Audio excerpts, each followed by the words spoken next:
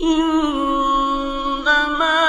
يخشى الله من عباده العلماء.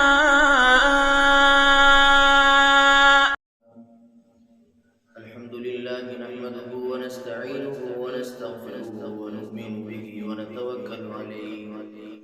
ونعوذ بالله من شرور أنفسنا ومن سيئات أعمالنا.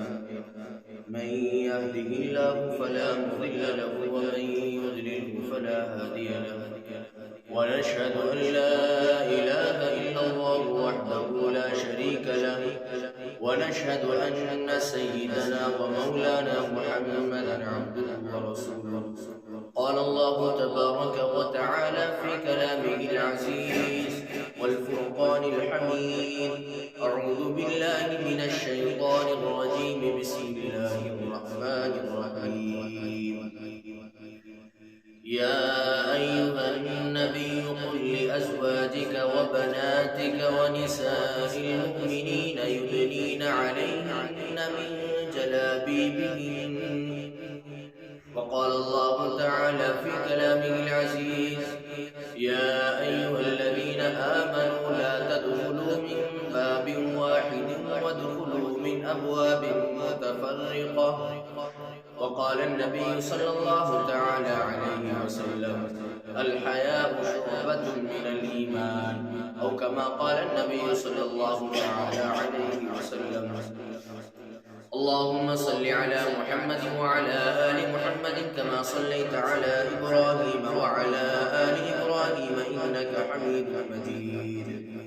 اللهم بارك على محمد وعلى آل محمد كما باركت على إبراهيم وعلى آل إبراهيم إنك حميد مجيد. میرے معزز بھائی، بزرگوں، عزیز دوستوں، اللہ رب العزت کا فضل ہے، اس کا کرم ہے، اس کا احسان ہے کہ اس نے ہمیں اللہ کے پیارے حبیب صلی اللہ علیہ وسلم کی امت میں پیدا فرمایا اور کچھ اصول اور ضابطے کے تحت زندگی گزارنے کا حکم فرمایا. یعنی اللہ رب العزت نے ہمیں دنیا میں بھیجا ہے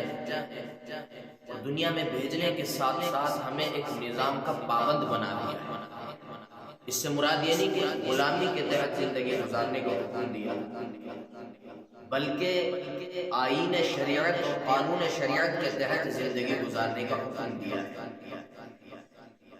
اور شریعت کا جو قانون ہے، شریعت کا جو نظام ہے، آئین شریعت جو ہے وہ عین سلیم العقل انسان کے مطابق ہے. یعنی اسلامی شریعت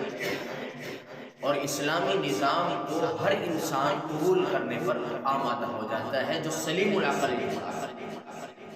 ذہنیت اچھی ہو، تشدد اس کے اندر نہ ہو اور عقل سلام ہو، تو ہر ایک سلیم العقل انسان اسلامی شریعت کو بلا مبالغہ قبول کر لیتا ہے. تو اللہ رب العزت نے ہمیں دنیا میں بھیجا ہے اور ساتھ ساتھ ہمیں ایک قانون بنا کر کے دے دیا کہ تمہیں اس قانون کے تحت زندگی گزارنی ہے. قرآن ہمارے لیے آئین شریعت کی حیثیت رکھتا ہے، اللہ کے نبی علیہ السلام کے امور ہمارے لیے آئین شریعت کی حیثیت رکھتے ہیں، اللہ کے نبی صلی اللہ تعالی علیہ وسلم کے اعمال ہمارے لیے آئین شریعت کی حیثیت رکھتے ہیں. تو اللہ رب العزت نے ہمیں بھیجا ہے اور پوری دنیا کے انسانوں کو، مسلمانوں کو قانون شریعت پر آمادہ کر دیا ہے کہ تمہیں ان قانون کی پابندی ہے. اب اس میں جو مرد ہے، مردوں کے لیے قانون، عورت ہے، عورت کے لیے مختلف قانون.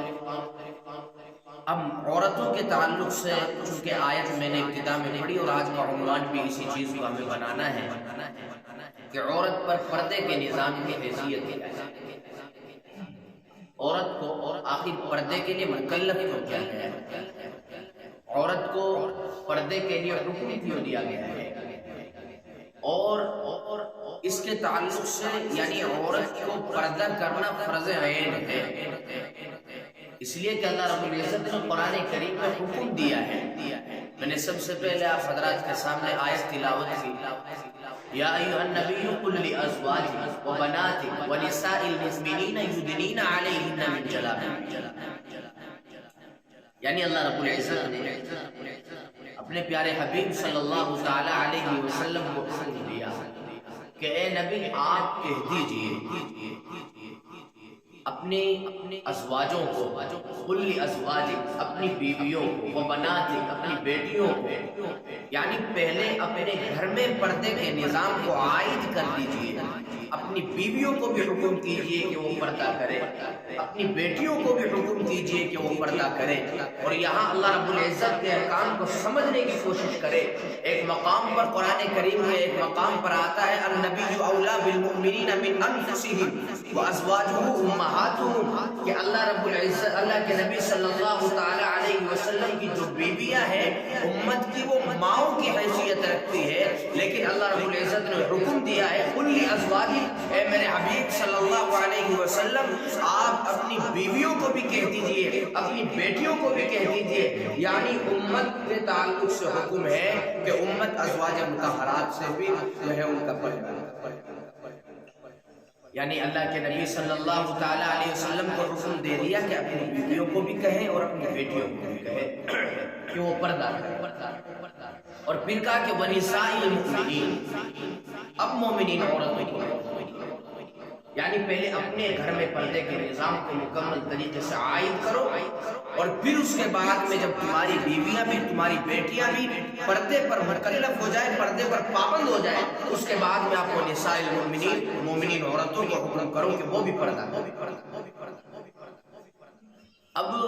اللہ کے نبی صلی اللہ تعالی علیہ وسلم نے اپنی بیویوں کو بھی حکم کیا، اپنی بیٹیوں کو بھی حکم کیا، اور مومنین عورتوں کو بھی حکم کیا کہ وہ پردہ کریں۔ اب اس کو ذرا ایک فلسفے کے تحت سمجھے کہ پردے کی ضرورت کیوں ہے، مثال کے ساتھ سمجھے۔ مثال کے طور پر ہمارے گھر میں کچھ عام چیزیں ہوتی ہیں جو خاص نہیں ہوتی، کچھ کم قیمت کی، درمیانی قیمت کی چیزیں ہوا کرتی ہے، وہ ہم بلا توجہ کہیں بھی رکھ سکتے ہیں گھر میں، اس پر کوئی توجہ دینے کی کوئی زیادہ خاص ضرورت محسوس نہیں کرتی۔ لیکن ایک ہمارے گھر میں سونے اور چاندی کے زیورات کا باکس ہوتا ہے، جویلری باکس، لیکن اس باکس کو ہم محفوظ مقام پر رکھتے ہیں، ہر عام آدمی کے سامنے اسے کھولتے نہیں، اس باکس کی بہت حفاظت کرتے ہیں، اسے پہلے ڈبے میں پیک کرتے ہیں۔ مثلا کوئی سونے کی انگوٹھی ہے، اس کے لیے پہلے ایک ڈبہ ہوتا ہے، اس میں اس کو پیک کرتے ہیں، پھر جو ہمارا باکس ہوتا ہے جویلری باکس، اس میں اس کو رکھتے ہیں حفاظت کے ساتھ، پھر اس کو الماری کے، جو ہمارے گھر میں جو الماریاں ہوتی ہیں عام طور پر، اس میں اس کو بالکل اندر کی طرف رکھتے ہیں، کہیں ایسا نہ ہو کہ کوئی آدمی آئے، اجنبی آدمی آئے اور آ کر کے ہمارے زیورات کا نقصان کر دے، ہمارے مال و زر کو اٹھا کر کے لے جائے، تو اس کو بڑی حفاظت کے ساتھ ہم اندر رکھتے ہیں۔ اس کی وجہ کیا ہے؟ اگر ہماری کوئی عام چیز کسی نے اٹھا لی تو اس عام چیز کی بھرپائی ہمارے لیے آسان ہے، کوئی نہیں اٹھا کر کے لے گیا، پھر دوسری چیز خرید لیں گے۔ لیکن وہ جو جویلری باکس ہے جو بیش قیمت کا ہے، نہایت زیادہ قیمت کا ہے، انسان کے ذہن میں خیال آتا ہے اگر یہ میرا باکس کسی نے اٹھا لیا، چرا لیا، تو میں تو ظاہری طور پر مالی اعتبار سے برباد ہوں۔ اور عام طور پہ ایسا ہر گھر میں ہوتا ہے کہ جہاں بھی زیورات وغیرہ ہوتے ہیں تو اس کو حفاظت کے ساتھ ہر عام آدمی کے سامنے سے ظاہر نہیں کرتے، جو اس کے اعتماد کا آدمی ہوتا ہے اس کے سامنے سے ظاہر کرتا ہے۔ اب اسی طریقے سے پردے کے نظام کو سمجھے، باپ کی اولادیں ہیں، ان میں سے ایک لڑکا ہے، ایک لڑکی ہے، لڑکا کہاں جا رہا ہے، کیا کر رہا ہے، اگر بالفرض لڑکے نے کچھ غلط قدم اٹھا بھی لیا تو اس میں باپ کو اتنی زیادہ شرمندگی نہیں ہوتی، لیکن اگر لڑکی نے کوئی غلط قدم اٹھا لیا، کسی کے ساتھ فرار ہو گئی، فرار ہو کر کے کسی کے ساتھ لو میرج کر لیا یا کورٹ میرج کر لیا، اور یہ کہ والدین کے منہ پر ایک طریقے سے تماچا مار دیا اور ان کو پریشان کیا، تکلیف دی، تو اس میں والدین کو اتنی اذیت اور تکلیف اٹھانی پڑتی ہے کہ معاشرے میں آنکھ ملا کر کسی سے بات کرنے کے قابل نہیں۔ تو اس لیے شریعت نے دیکھو کتنے نظام کے تحت ہمیں بتایا ہے، اور اس میں معاشرے کی اصلاح ہے، اس انسان کے گھریلو اعتبار سے اصلاح ہے کہ پردے کے نظام کو عائد کیا۔ اگر کسی کی بیٹی، کسی کی بہن، کسی کی ماں اور کسی کے خاندان کی عورتیں پردہ کریں گی تو معاشرے میں گندگی نہیں پھیلے گی۔ پردے کا اگر خیال رکھے گی تو زنا کاری عام نہیں ہوگی، اور سلیم العقل، ہر انسان سلیم العقل اس کو قبول کرے گا۔ ظاہر ہے ایک عورت ہے جو ننگ پن کے ساتھ گلیوں میں گزر رہی ہے، بازاروں میں گھوم رہی ہے، اور اس کے ساتھ ساتھ جس کی بھی اس پر نظر پڑتی ہے، جو بھی اس کو دیکھتا ہے، اس کے ذہن میں غلط خیالیاں اور بدحواسیاں اس کے ذہن میں آتی ہے، اور اس کے ذہن میں گندگی پھیلنے لگتی ہے۔ تو اس وجہ سے ہر سلیم العقل انسان اس چیز کو قبول کرتا ہے کہ ہماری گھر کی خواتین، ہمارے گھر کی عورتیں، ہمارے گھر کی بچیاں، ہمارے گھر کی بہنیں پردہ کرے، پردے کے نظام کو عام کرے۔ اس لیے کہ اگر وہ پردے کے ساتھ بازاروں میں نکلتی ہے، پردے کے ساتھ گلیوں میں نکلتی ہے، پردے کے ساتھ کسی خاص مقام پر جایا کرتی ہے، تو اس میں اگر کسی کی نگاہ اس پر پڑ جائے تو اس میں گندگی پھیلنے کا اندیشہ نہیں۔ تو سب سے پہلی بات یہ کہ معاشرے کی اصلاح ہے۔ نمبر دو یہ کہ اگر پردے کا نظام عام ہو جائے تو پھر زنا کاری بھی عام نہیں ہوگی، یعنی زنا کاریوں سے بچنا بڑا آسان ہو جائے گا۔ جو عام طور پر میرے اپنے خیال سے، میرے اپنے تجربات کے مطابق عام طور پر جو بلاکار وغیرہ کے معاملات سامنے آتے ہیں، کسی کو جو ہے وحشت کا، اس کو جو ہے ڈرا دھمکا کر کے کسی خاتون کو پکڑ کر کے، کوئی اسکول کی لڑکی ہے، کوئی کسی مقام کی کوئی خاتون ہے، پکڑ کر کے اس کو جو ہے اس کے ساتھ پوری حرکتیں کر دیتے ہیں، بلاکار وغیرہ کا نظام عام طور پر جو سامنے آتا ہے، میرے اپنے تجربات کے مطابق، آج تک کی میری زندگی کے مطابق، جہاں تک میں نے یہ عمل دیکھا ہے، میرے خیال کے مطابق اور میرے تجربات کے مطابق اور میری معلومات کے مطابق، وہ تمام خاتون بے پردہ ہوئے جن کے ساتھ ایسا معاملات ہوتا ہے۔ باقی واللہ عالم، لیکن میرے تجربے میں یہ بات، جہاں تک میری معلومات، نیوز وغیرہ میں پڑھے، یعنی کہ کوئی خاتون ہے، وہ کسی خاص مقام پر جا رہی ہے لیکن پردہ نہیں ہے، سر پر دوپٹہ نہیں ہے، چہرہ بھی نہیں چھپا ہوا ہے، اور دوسرے کے لباس بھی ننگ پن کے ساتھ پہنے ہوئے۔ وہ کس چیز کا لباس ہے جو اتنی فٹنگ اور اتنی تنگ دستی کے ساتھ ہے کہ اس کا ہر جسم کا حصہ اس کا نظر آ رہا ہے، اور یہ لباس، اس لباس کے پہننے پر علماء کرام کا، جمہور علماء کرام کا متفقہ فتویٰ ہے کہ ایسا لباس جو عورت کی جو زینت کو، زیب و زینت کو ظاہر کر دے، وہ لباس اس کے لیے پہننا حرام ہے۔ اور یہ لباس ہمارے سامنے رکھا کس نے ہے؟ اب دیکھیں کہ دین کو بگاڑنے کا اور دین کو خراب کرنے کا کیا عجیب انداز لوگوں نے لیا ہے۔ انگریز جو تھے، انگریزی کلچر کے اعتبار سے، انگریزی تہذیب کے اعتبار سے، انگریزی تمدن کے اعتبار سے، انگریز نے اپنے کلچر کے اعتبار سے ہماری خواتین کو اس لباس پر آمادہ کیا، یعنی اپنی خواتین کو انہوں نے ننگ لباس پہنایا، تنگ دستی کا لباس پہنایا، جس میں ان کی زیب و زینت ظاہر ہوتی رہے، جس میں ان کا پورا معاملہ ظاہر ہوتا رہے، اور پھر وہی لباس ہمارے گھروں میں آنے لگا۔ ہم اس چیز پر توجہ نہیں دیتے، حالانکہ یہ انگریزی کلچر ہے، دینی کلچر نہیں ہے، اسلامی کلچر نہیں ہے۔ اسلام نے ہمیں حکم دیا ہے کہ اپنی خواتین کو، اپنی عورتوں کو وہ لباس پہنا ہے جس میں ان کی زیب و زینت بھی ظاہر نہ ہو، اور مکمل پردے کے ساتھ، وہ نظام کے ساتھ جو اپنی زندگی گزارے۔ اللہ کے نبی صلی اللہ تعالی علیہ وسلم کے تعلق سے دیکھیں، اللہ کے نبی صلی اللہ علیہ وسلم کو اللہ رب العزت نے حکم دیا بذات خود، یا ایھا النبی قل لازواجک، یعنی یہ دیکھیے کہ اللہ کے نبی صلی اللہ تعالی علیہ وسلم کی خواتین کو، بیویوں کو بھی چھٹی نہیں ملی کہ آپ پردہ نہ کریں، بلکہ ان کو بھی حکم دیا گیا کہ قل لازواجک، میرے محبوب صلی اللہ علیہ وسلم اپنی بیویوں کو حکم دے دیجئے کہ وہ پردہ کریں، وہ بنات تھی، اپنی بیٹیوں کو بھی حکم دے دیجئے،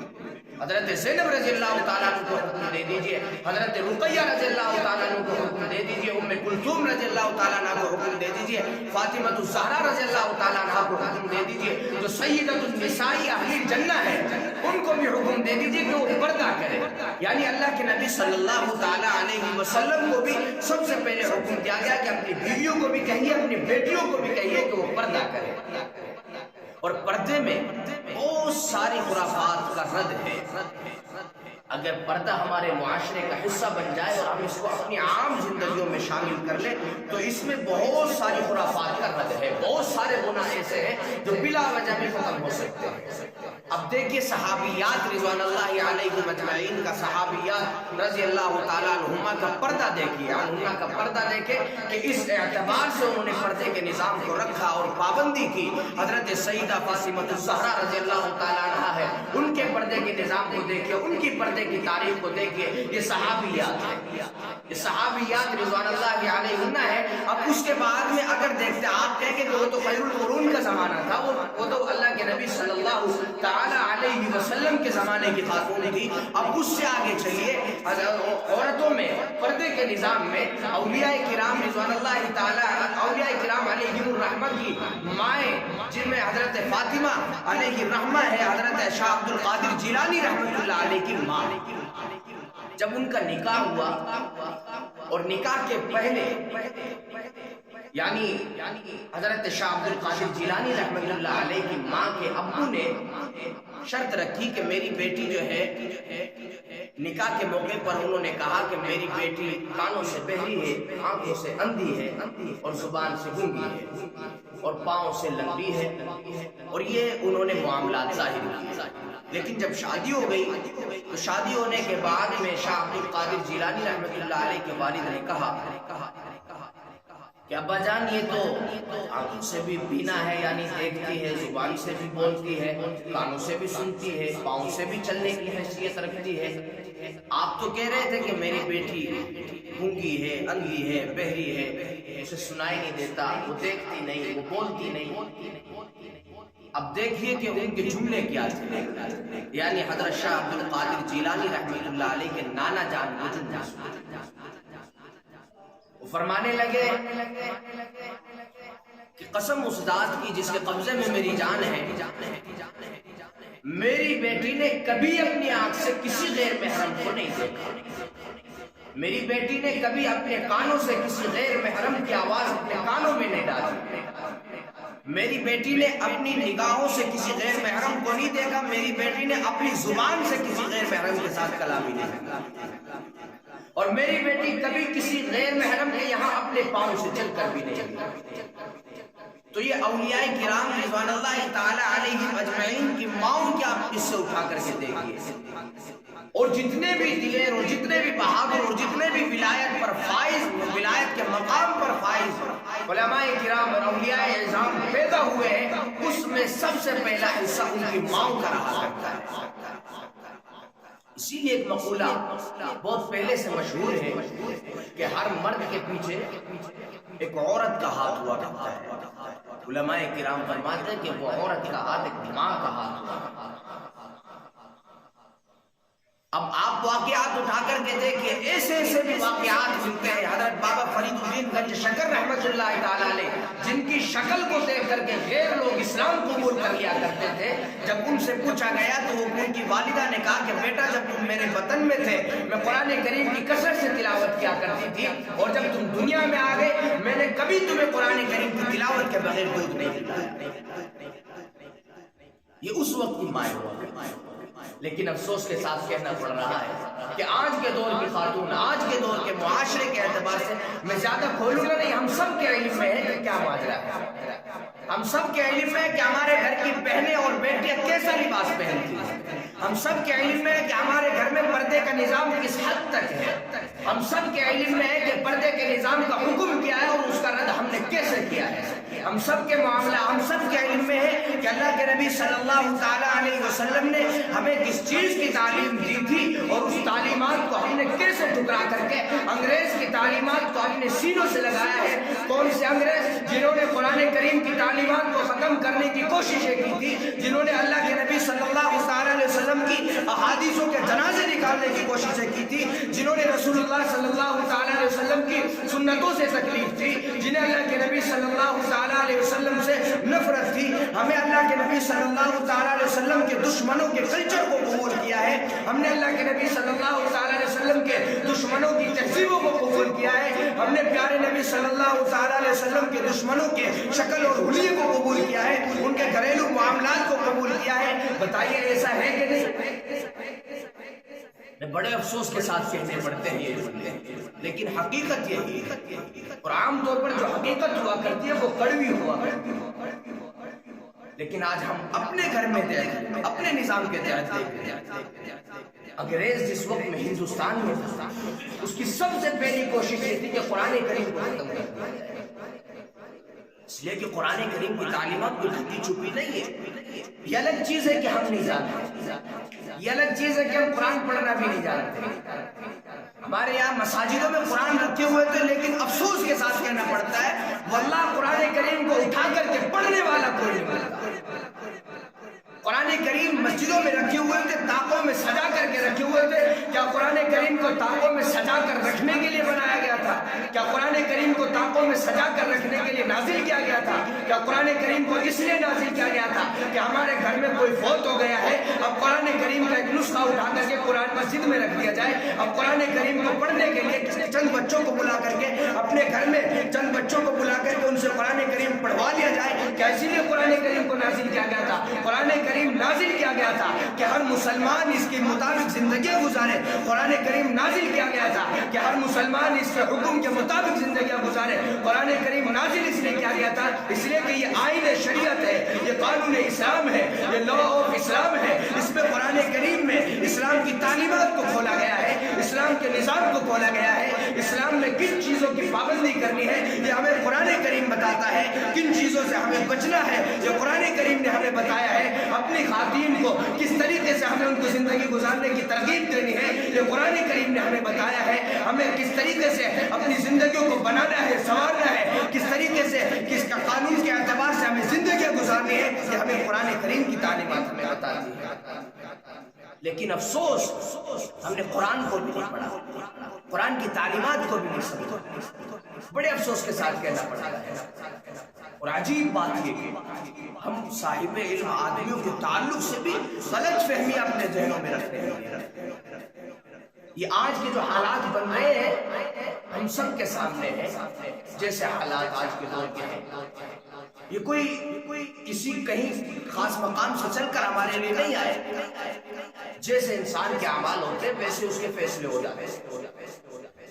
انسان اگر کھیتی اچھی کرتا ہے، انسان اگر کھیت میں دانا اچھا ڈالتا ہے تو اسے فصل بھی اچھی ملتی ہے. اب خود بتائیے کہ کیا ہم نے اعمال اچھے کیے جو ہمیں اچھے فیصلے مل جائے؟ اور بعض لوگ تو ایسے بھی ملتے ہیں جو علیاذ باللہ بڑے عجیب جملے کہا کرتے ہیں کہ اللہ بھی پتہ نہیں کب رحم کرے گا، اللہ بھی پتہ نہیں کب کرم کرے گا. عجیب بات یہ کہ کیا اس نے اللہ کو راضی کیا ہے؟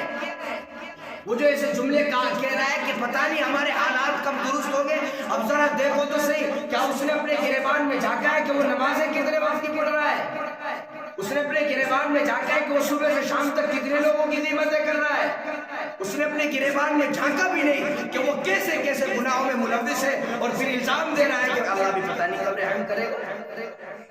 ایسا نہیں ہے. اللہ کو اپنے بندوں پر پیار آتا ہے، لیکن جب بندے اتنے ٹس مس ہو جائے، ختم ہو جائے کہ وہ گویا کہ ان کو یہی نہیں پتا کہ نظام شریعت کیا ہے، قانون شریعت کیا ہے، اب کیا وہ جو ہے اسی گندے گناہوں میں ملوث اور پھر کہتے ہیں کہ اللہ بھی پتہ نہیں کب کرم کرے گا. یہ ہماری تباہ کاری ہے. ہم نے خود اپنے پاؤں میں کلہاڑیاں ماری ہوئی ہیں. خود اپنی ذات سے لے کر کے اپنی عورتوں تک کو ہم نے انگریزی کلچر میں بدل دیا ہے. اپنی ذات سے لے کر کے، میرے جملے پر توجہ، اپنی ذات سے لے کر کے اپنی عورتوں تک، اپنے گھر کی چھوٹی سی بچی تک ہم نے انگریزی تہذیب میں بدل دیا، انگریزی کلچر میں بدل دیا. اس لیے کہ ہم اپنے حلیے کو دیکھ لیں اور پیارے نبی صلی اللہ علیہ وسلم کے حلیے کو دیکھ لیں. اور ایک مرتبہ اگر ایسے مقام پر اعلان کر دیا جائے کہ اللہ کے نبی صلی اللہ علیہ وسلم سے محبت کرنے والے لوگ ہاتھ اٹھا لے تو سب ہاتھ اٹھائیں گے. کیا محبت اس چیز کا نام ہے کہ ہم اللہ کے نبی صلی اللہ تعالیٰ علیہ وسلم کے لباس اور حلیے کو ترک کر رہے ہیں اور ظاہری اعتبار سے کہہ رہے ہیں کہ ہم عاشق رسول ہیں؟ یہ جملے بڑے کڑوے ہیں لیکن حقیقت یہی ہے. کیا محبت اس چیز کا نام ہے کہ ہم اللہ کے نبی صلی اللہ تعالی علیہ وسلم کی سنتوں کے جنازے نکالتے رہے، اللہ کے نبی صلی اللہ تعالی علیہ وسلم کی سنت کو گندی نالیوں میں بہاتے رہے اور پھر ہم کہتے رہے کہ ہم عاشق رسول ہیں؟ ہمارے تن پر لباس انگریز کا ہے جو نبی صلی اللہ تعالی علیہ وسلم کا دشمن ہے، جس نے نبی صلی اللہ تعالی علیہ وسلم کی تعلیمات کو ختم کرنے کے لیے انتھک کوششیں کی ہے. اس کا چہرہ ہم نے اپنے چہرے پہ سجا لیا ہے، اس کا لباس ہم نے اپنے تن پہ ڈال لیا ہے. لیکن پیارے نبی صلی اللہ تعالی علیہ وسلم جنہوں نے ہمارے لیے جد و جہد کی ہے، ہمارے لیے جسم سے لہو بہایا ہے، کون جو حبیب خدا ہے، کون جو امام الانبیاء ہے، انہوں نے ہمارے لیے اتنی جد و جہد اٹھائی. خدا کی قسم اٹھا کے کہتا ہوں ایک ایک واقعات کو آپ اٹھا کر کے دیکھیے. اگر آپ سلیم العقل ہیں, پیارے نبی صلی اللہ علیہ وسلم سے محبت کرنے والے ہیں, اگر آنکھوں میں آنسو نہ آئے تو مجھے بتا دیں. اللہ کے نبی صلی اللہ علیہ وسلم نے ہمارے لیے اتنی تکلیفیں اٹھائی, اتنی اذیتیں اٹھائی, اتنی تکلیفوں کو برداشت کیا. جسم لہو لہان ہے, جوتے مبارک خون سے تر ہو چکے ہیں,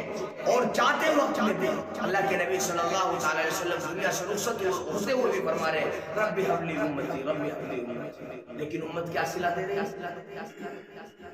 امت کیا صلہ دے رہی ہے؟ محض چند پیسوں کی وجہ سے, چند معاشرتی اعتبار کی وجہ سے, اپنے جو ہے جسمانی اعتبار سے اور ہر اعتبار سے اپنے تہذیب کو بدل دیا. انسان کی دنیاوی زندگی عام طور پر کتنی ہوا کرتی ہے؟